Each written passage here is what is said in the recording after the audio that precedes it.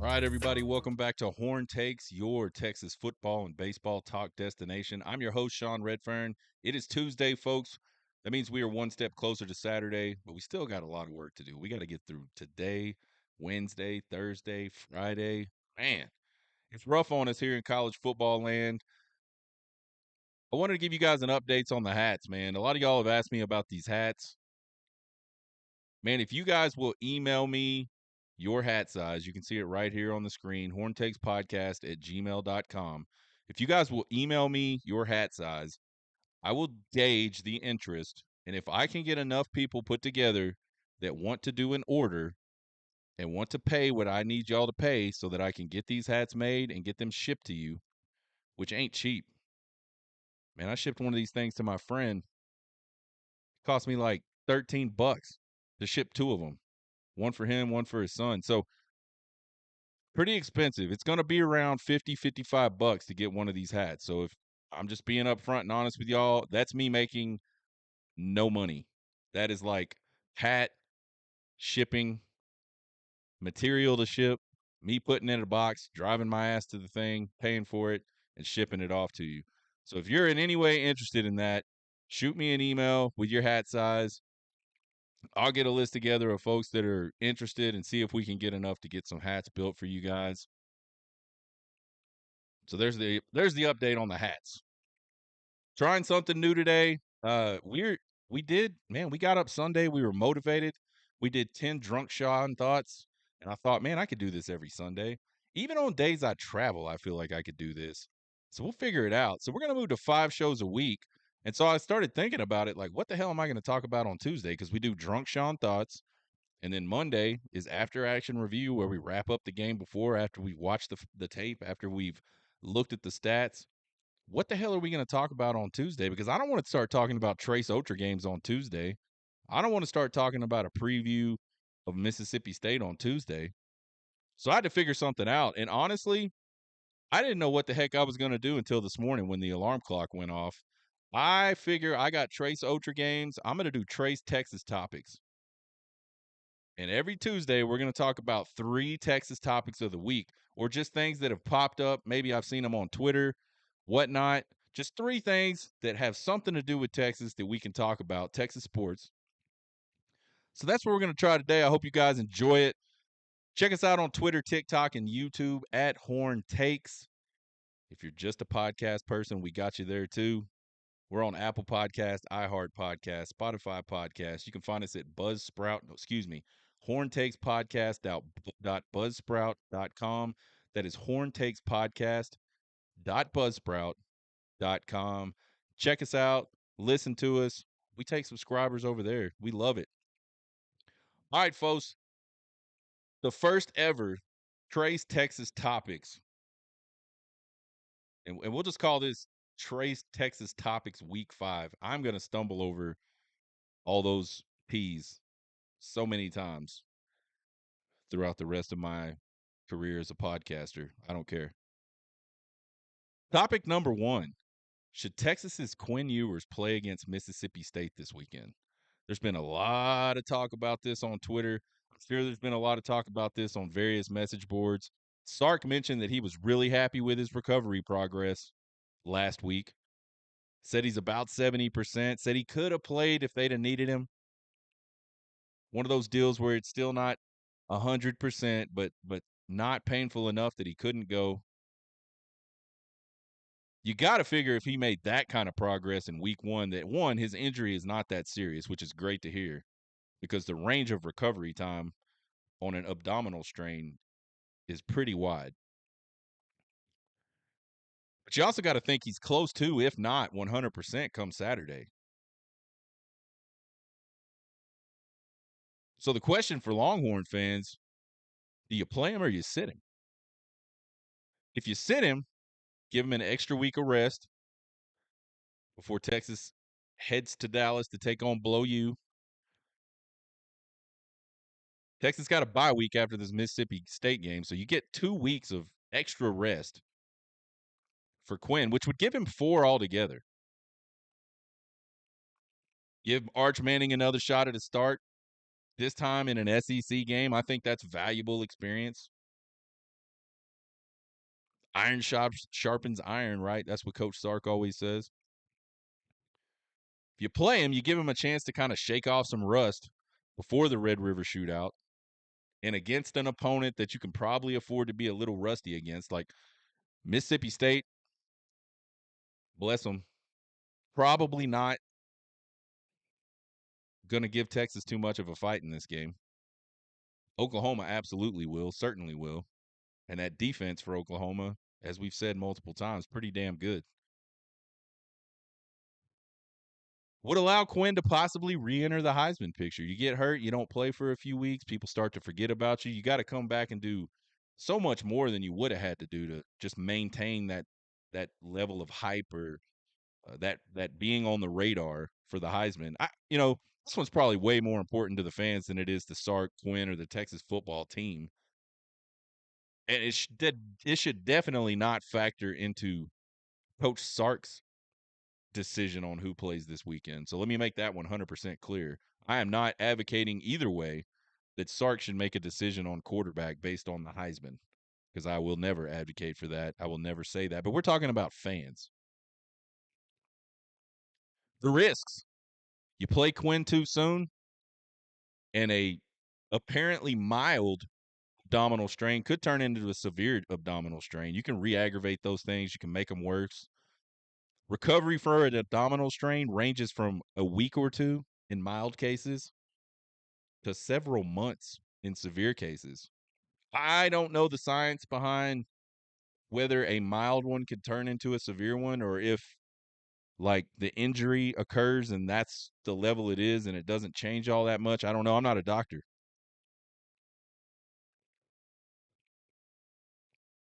But I have to assume that there's at least some chance that you could have a mild one and turn it into a severe one, or at least a moderate one, by getting back in the game too soon, starting activity too soon. Let's assume that's the case. If he re-injures that thing, say he plays against Mississippi State and he re-aggravates that thing or makes it worse, there's an outside shot he could be gone for much of the remaining season. Because remember, folks, several months. I would argue that there's not several months left in the college football regular season. And we're coming up on like 2 months left. You could call that several if you want. I won't. You don't have several dollars if you got $2. You got $2. He'd certainly be questionable for arguably the two toughest games remaining on Texas's regular season schedule, the Red River Shootout and that Georgia game in Austin. You can say what you want about Oklahoma and how they're not good, and Tennessee skull drug them, and the score just didn't look that bad. And you can say all you want about that. Whatever the reason, for whatever reason, Oklahoma is going to give Texas just absolute fits 9 times out of 10 at the Red River Shootout. I don't give a damn. And you see it both ways. You've seen bad Oklahoma teams give Texas teams fits. You've seen bad Texas team give good Oklahoma teams fits in the Red River Shootout. It is a rivalry game. It just does not matter. The rest of the season does not matter in that game. Period. It's going to be a dogfight. They freaking hate us. I don't think Texas hates them enough. I think the Texas program has not hated Oklahoma enough in a very, very, very long time.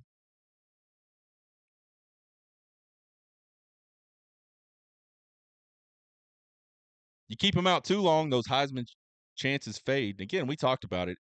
He shouldn't make a decision based on that. It's certainly not important to this season. Like whether Quinn Ewers wins the Heisman or not, whether he's even at the finals or not, it's not going to change a lot about this season, but it could be an important thing for the future of the program. If you're Sark, you would like to be able to say, the very first quarterback I had at Texas as a head coach became a Heisman Trophy winner or became a Heisman Trophy finalist. There's also I feel like there's a slight ego element to this. Like coaches and football players are in it for the win. They're in it for the competition. So, do I think Sark will ever make a decision based off that? Absolutely not. Do I think Sark thinks about that and goes, "Man, I really would like this." Do you think Quinn Ewers thinks about this? I really would like to get back into the Heisman race. Absolutely. 1,000,000,000% they do. They're competitors. That's what competitors do. Keep him out too long, the more rusty he gets, the harder it is for him to knock all that rust off. There's a more time for the media and some Texas fans to start stirring up QB controversy. Like the second Arch Manning hit the field in that game against UTSA, there was knuckleheads. Oh my God, you got to start Arch Manning. It's the Arch Manning era. Got to start him. No, stop that shit. Right, wrong, or indifferent, Quinn Ewers is the starting quarterback at the University of Texas. Next year, Arch Manning is probably the starting quarterback at the University of Texas. Right, wrong, or indifferent. But not this year, folks. Let it go. Here's what I think is going to happen. I think if Quinn Ewers is not 100% by Thursday, you got to sit him on Saturday. Arch Manning's 100% capable of leading this Texas offense. It hasn't always been pretty, and it has kind of been against weaker competition. But again, Mississippi State, I am not sure that they are any better than ULM or UTSA. Now that they're without their starting quarterback, I'm leaning towards not. This Texas defense is so good that I don't think I mean, I feel like this Texas defense is good enough that were the offense to have an off day, they would keep them in the game. Hell, they might win the game for them. They have that type of talent this year. Why do I say Thursday? What if he's 100% on Friday or Saturday? I feel like you don't go rent a tux the Friday before the prom. Like a week of preparation in college football goes somewhat like this. It may not be exactly, and it probably varies from program to program, but Sundays, you're watching film of the previous game, you're lifting weights. Mondays, you're doing film of the upcoming opponent, and you're starting to talk about game planning and installing that game plan and what that looks like. Tuesday and Wednesday are kind of scrimmage days where you're out there practicing the game plan against certain looks that you're going to get in the game. So those are a little more physical practices Monday through Wednesday. As the week goes on, the practices get less and less about the physical pieces of the game and more about the mental pieces of the game. To me, by Friday, you should be locked in mentally. And I don't know if you can do that if you're taking second team reps all week, if you're Quinn Ewers. Maybe you can. But is it ideal? Probably not. I just don't think you make that type of decision late. And I want to be clear. I want you guys to not conflate what Coach Sark says with what really happens. He's saying he's questionable for this weekend because he practiced on Monday. I'm sure he practiced today too. If Quinn is ready to go this week, in my opinion, he's already taken reps with the first team. I don't think Steve Sarkisian is going to make a decision like that and say, well, we're going to let Arch take all the first team reps, and then I'm going to make a decision on Saturday about whether Quinn, who's been taking second team reps all week, or maybe third team reps all week, is going to start. Maybe I'm wrong. I'm not Sark. I don't know. That's just how I would handle it. I feel like there's absolutely no need to risk the rest of the season on Mississippi State if Quinn isn't 100%. You talk, well, what about the rust? Sean, you mentioned the rust. Well, check this out. The last two times that Quinn Ewers has come back from injury, sustained injury, like a couple of weeks out at least, he went 21 of 31 for 289 yards and 4 touchdowns against Below U. And that's right. We're getting close enough to the Red River Shootout that I'm going to start calling Oklahoma Below U. Paperclip U or Zero U. Whatever. Then last year, he goes 22 of 33 for 317 and a touchdown against TCU. So Quinn Ewers' rust that he has to knock off a lot better than a lot of people's best. So I'm not really worried about the rust. I think Quinn Ewers will do just fine whenever he comes back. My concern is that if you try to bring him back too early, you do something to make that injury worse, and then you're missing your guy for the Red River Shootout. You're missing your guy for that big matchup with Georgia. That could be 1-2, and honestly, it could be 1-2 either direction. Let Georgia go into Alabama and just peel Alabama's cap back. They are going to be seriously considered the number one team in the country. I don't care what Texas has done so far. I think that win up in Michigan was really, really good. I think they proved that when Michigan beat a really good USC team on Saturday at home. But let Georgia walk into Bryant Denny Stadium and Saban Field and just absolutely smash Alabama. The drum beat will start. Georgia could be number one team. Especially if Texas kind of has an off game like Georgia did a few weeks ago against Missouri. Or, excuse me, Kentucky. I think really, folks, we're all just going to have to kind of sit back and trust that Quinn's being up front with the medical staff.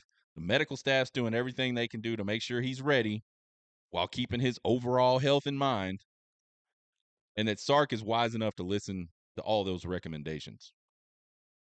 I personally feel like he's going to play. I feel like the language has changed a little bit.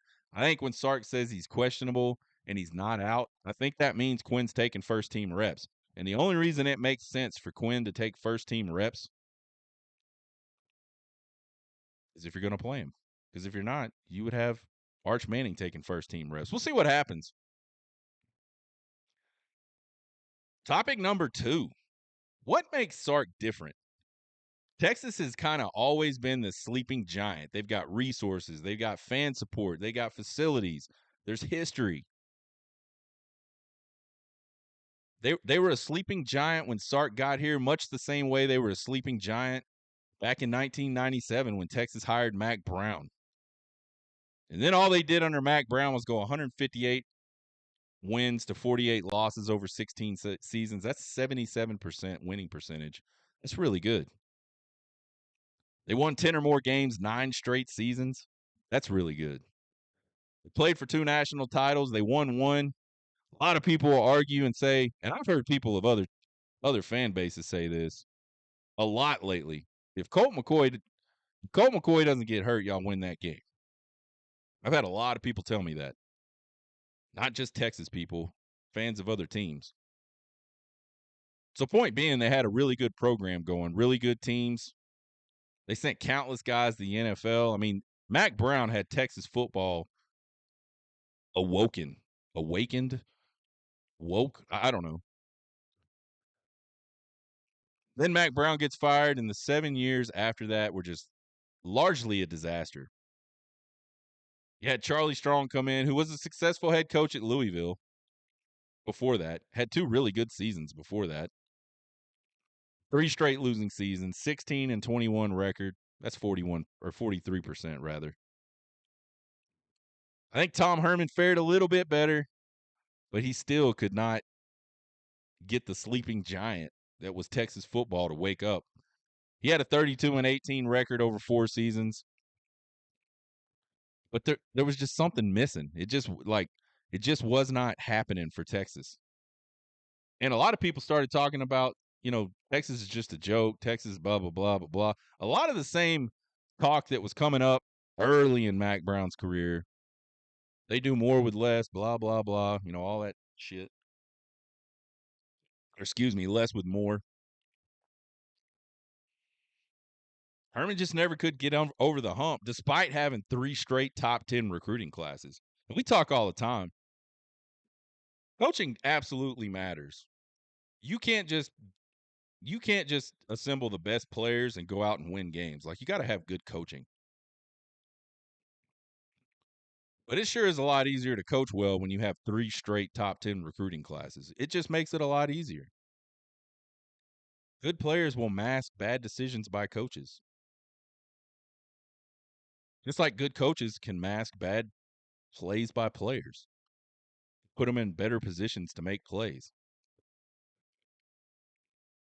Well, Sark has been able to awaken the sleeping giant that is Texas football, but how did he do it? You look back at Sark's coaching career, his head coaching career. He was 34-29 over 5 seasons at Washington. Never had more than 8 games won in a season. Through 1 and roughly a half seasons at USC, he had a 12-6 record, which is pretty good. Before he abruptly got fired for, a series of events that kind of brought his alcoholism, his alcohol problem to the forefront. I think were it not for his issues with alcohol, sort of his personal issues that he had going on at USC, I don't think Sark ever makes it to Alabama. I don't think Sark ever makes it to the Atlanta Falcons. I don't think Sark ever goes back to Atlanta or Alabama, and I don't think he winds up at Texas. I think he's having a reasonable amount of success. Probably not the same amount of success he's having right now at Texas, but I think he's having a reasonable amount of success at USC. He may still be there. So Sark gets hired. Sark goes through all that personal stuff. Stops at Alabama, stop at Atlanta. Couple of championships, I believe, at Alabama. He gets the nod, gets hired at the University of Texas, and the first 2 seasons at Texas were just kind of blah. 13-12 with a lot of like really, really, really tough losses. And to me, it wasn't just the close ones where we were playing good teams that we kind of let slip away. Like, you look at that 5-7 first year, there were a lot of close games that we just kind of let slip away on us. It was like the beatdown at the hands of Iowa State up in Ames. It was that loss to KU at home in overtime that were just the ones that just punch you right in the freaking nuts. So it was ugly. They got a little bit better the next year, 8-5. Still fell short in a lot of games they should have won. I think there are 3 reasons Coach Sark's been able to kind of quickly turn around Texas football from basically a laughing stock to almost the cream of the crop. I mean, I'm not ready to call them the cream of the crop, but they are ranked number 1. They do look really good. They can certainly compete on the field with anybody in the country right now. I think the biggest reason, number 1, Nick Saban saved him. He gave him that second chance to get back into coaching, but he also mentored him. I don't know how many people know this, but Steve Sarkisian was kind of the head coach in waiting at Alabama. Nick Saban wanted to finish out his career and turn that thing over to Steve Sarkisian. So there's a whole lot of mentoring going on there, obviously. I don't think Nick Saban's turning over the keys to some guy that he doesn't feel he's groomed to the point where he can handle that. Sure, he had a ton of experience coaching under guys like Pete Carroll. I mean, Pete Carroll ruled college football for a pretty short stint there in the mid-2000s, but nobody did it better during that time. Mack Brown included, who was also one of those guys that sort of owned college football during that time period.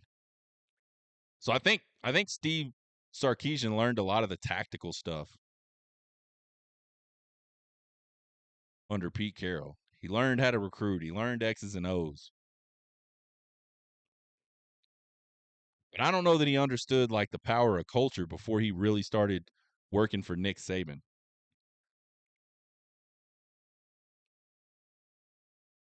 There's like a lot of things are a 3-legged stool. I think college football success is a 3-legged stool. And culture is certainly one of those. And I think a lot of coaches really struggle with that.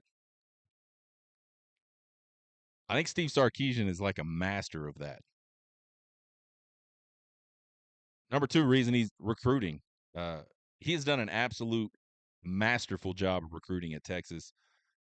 Starting with the 2022 class, his first full recruiting class at Texas. He's had the 5th, the 3rd, and the 6th ranked recruiting class since. The 2025 class currently ranks 6th, and there's plenty of time left until December, folks. That class is going to keep getting better. There's an outside shot that class will be the number 1 class in college football. But certainly it'll move up to top 5, probably top 3. It'll challenge the Georgias and the Alabamas. But to me, it's not just like the class ratings and the star rankings and all that stuff. Herman brought in 3 straight top 10 classes, including back-to-back third-ranked classes. He couldn't do shit with it because it wasn't the right guys. Strong had back-to-back top 10 recruiting classes in his 2 full recruiting cycles at Texas. I think where Sark is different is he is laser focused on recruiting the right type of player, a guy that he thinks is going to fit into the culture at Texas. And he's looking for guys that are going to fill positional needs, not just, oh man, let me get a bunch of wide receivers that are all good and recruit them. Sounds kind of crazy when you look at the wide receivers that are at Texas, but he's just not looking to get skill guys. He's not star chasing. He's looking at these guys and saying, yeah, that dude's a hell of an athlete. That guy can play football, but is he going to fit our culture? Is he going to buy into everything we need him to buy in here? Is he in a position of need? I mean, you look at that first class, and it's kind of a perfect example. Texas was absolutely terrible in the trenches before Steve Sarkisian got to Texas. And I'm talking post Mac Brown, pre Steve Sarkisian, that 7-year stint. They were garbage on offensive line and defensive line. They had almost no offensive linemen on the roster. They couldn't even play a spring game like you would normally play a spring game because they didn't have enough guys. That's how bad Tom Herman recruited offensive line. So what does Sark do? He focuses on that. He goes, and the other thing, he knows I got to get the right kind of dudes in here to go to the SEC. We're going to the SEC in a couple years. I got to get the right dudes to go play football in the SEC. So what's he do? He goes out and signs a class where 15 of the 28 guys they signed were offensive linemen and defensive linemen. And there's some really damn good ones in that class that are still holding it down at Texas, right? And some of them have moved on. But there's a lot of guys, especially on the offensive line, that have played a lot of games, started a lot of games, and are continuing to start at the University of Texas. I think finally he had a plan. He knew the program was just kind of rotten from the inside out. He knew it was going to be tough at first, but he had to get the right players. He had to get the right staff in place. He had to get some guys out of there. He had to get the right dudes in there, get them all bought in, get the fan base bought in. It's one of the best college football fan bases, no doubt about it. I told y'all, Michigan fans told us they've never seen that much opposing color in their stadium, including Ohio State games. I heard that from multiple people. But he knew if he did all those things, he could awaken that giant. The guys that were there, if they weren't bought in, they had to go somewhere else. Sark talks about culture beating talent. Culture and talent are just impossible to beat, really tough to beat. At first it didn't look pretty. Even Texas fan. I mean, I was excited about Sark, man. I gotta say, I was super excited about Sark. I saw a lot of potential in that guy. But I was even like, man, 5-7, yikes, because they were 8-4 the year before, and then you go 8-5. I think a lot of people expected a bigger jump in year 2. I know I did. So those first 2 years kind of rough, and then year 3, bam, first Big 12 title since 2009, first college football playoff appearance, period. In 2024, you got Texas sitting at 4-0. They're ranked number 1 in the country. I think Sark had a vision of what Texas football could be. He built a plan that would help Texas football achieve that vision. And he's just been executing that plan since day one. Hasn't been perfect, but nobody's perfect. I think the best part is he's not done yet. He knows there's still more to go. Being number one is not the goal. Winning championships is the goal. And he talked about it at the end of last season. He said, I am borderline obsessed with winning a championship. And then he said, if I can get one, I just want to go win another and another and another. So, where a lot of coaches are really good tactically, Steve Sarkisian has been just absolutely outstanding strategically. And he's good tactically too.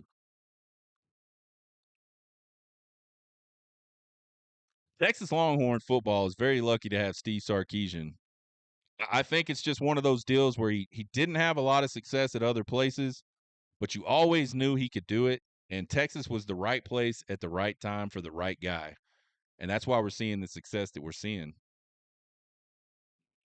Topic number 3, CDC has quickly built the best athletic department in the land. Hands down, no doubt about it. He became the AD in 2017. Texas football was 5-7 the season before that. They were 11-22 in basketball the season before that. They were 39-24 in baseball, and they just lost to Long Beach State in the regionals. Since then, Texas football has gone 29-14 with a Big 12 title and a trip to the college football playoff. Texas basketball has gone to the NCAA tournament 5 times, including a Sweet 16 run in 2023. Texas baseball has gone to the College World Series 3 times and narrowly missed going to another one where they fell to Stanford in the Supers in 2023 in 3 games. We all know the ball, the pop fly, and nobody saw. Rough play. Who knows if they make that play if they go on to win? But I think the point is it was a close series. So Texas was close to going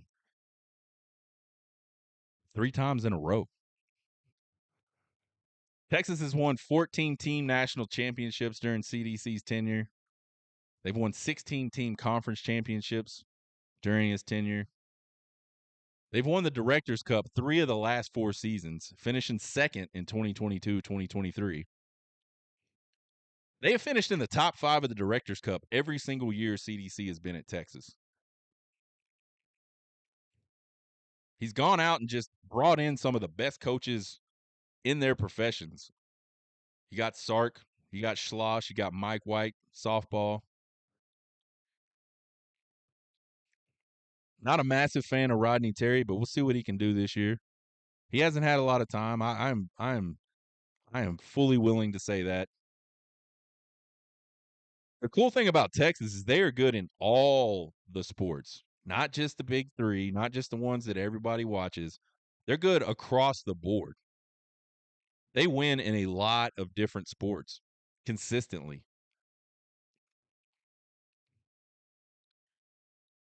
So if you look at on the field, man, Texas is unparalleled. That's what the Directors Cup is. Who goes out and wins the most on the field across all these sports? And Texas has won it 3 of the last 4 seasons. And they got a really good shot at doing it again this season. This athletic year. To me, it's not just all the wins and the championships either, though. He has completely changed the game day experience at Texas football games. He did maybe the most obvious thing ever and stood up Bevo Boulevard, Smokies Midway, and brought all these people that were spread out across all these different tailgating spots, brought them all together right next to the stadium. One of the biggest things that sucked about going to Texas football games, like back in the 2000s, late 2000s, was there'd be like nobody in the stands when the game kicked off because it took so long for everybody to get from their tailgate, get through all the security, get to their seats, get hot dogs, whatever. Now you're right there. He's made it a party right there by the stadium. I freaking love it. He's brought in drone shows, light shows. There's better concession pricing. They got grab-and-go concessions for the smaller stuff and drinks. You could just go grab your stuff, pay for it real quick. You don't have to stand in these long-ass lines. Longhorn City Limits. Well, she needs to change the timing on Longhorn City Limits because when people don't come in now, it's because they're out there still trying to get in from Longhorn City Limits. It stops 30 minutes before kickoff, and I think that's just too close. It needs to stop an hour before kickoff, my opinion. I'm not the AD. I'm not trying to be the AD. I'm just saying, give people time to go watch the concert and get into the game. He built the Moody Center for basketball. He remodeled Dish Falk, and I think there's some more stuff in the works there. He's getting the football team out of that godforsaken bubble that's like 60 miles away from where they dress. And he's getting them into an indoor facility that's connected to the rest of their facilities. Big time move right there. The NIL deals, the revenue generated by that athletic department, just second to none. They're consistently one of the highest revenue programs, athletic departments in the country.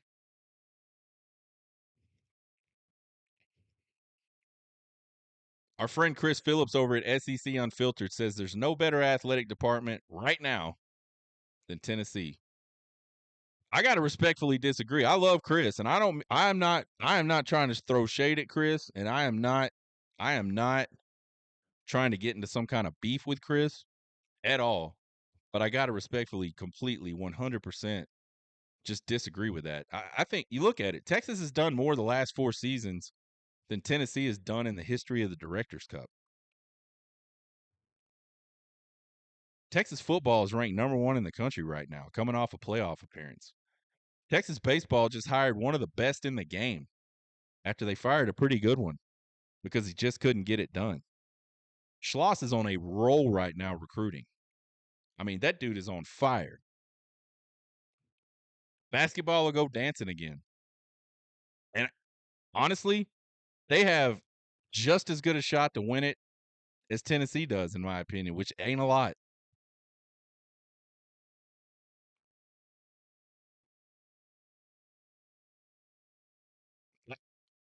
The other thing, man, I think the athletic department is way more than just football, basketball, baseball.